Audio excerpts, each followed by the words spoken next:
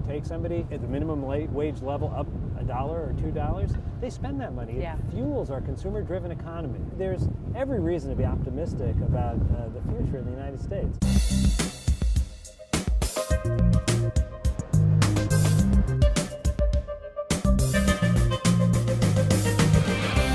What is your assessment of how strong this economy is? Look, I think the economy has reached a point where I can comfortably say we see ongoing growth, pretty strong growth, and that's a good thing. I mean, we were in the deepest recession since the Great Depression. It took a while for the recovery to get into gear. The trajectory of growth is strong. Yeah. Jobs are being created at a record pace. We're seeing incomes start to go up again. There's every reason to be optimistic about the future in the United States. But there's still a lot we have to do.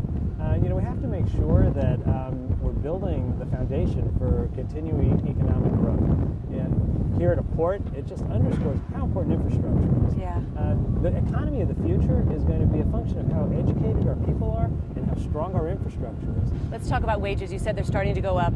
It's been a long slog with wages not really rising. And when I talk to CEOs, they say they need this skilled labor, but they aren't really raising wages yet. Do you think this is the year we start to really see a pop? Well, we have seen some movement in some pretty high-profile places in the retail industry.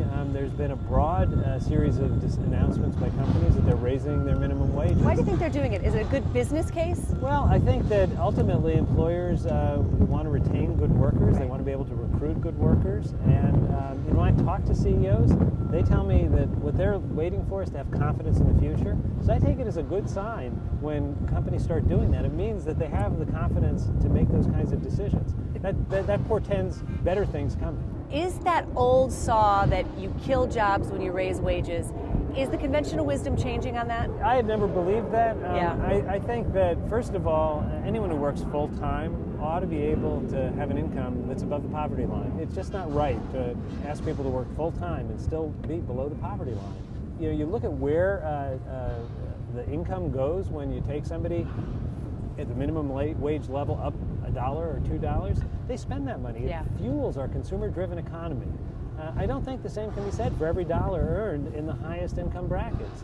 I have a great deal of confidence that as we raise the minimum wage, it's going to boost a lot of economic activity in the process. Productivity is higher when you have workers who are feeling a little bit more secure.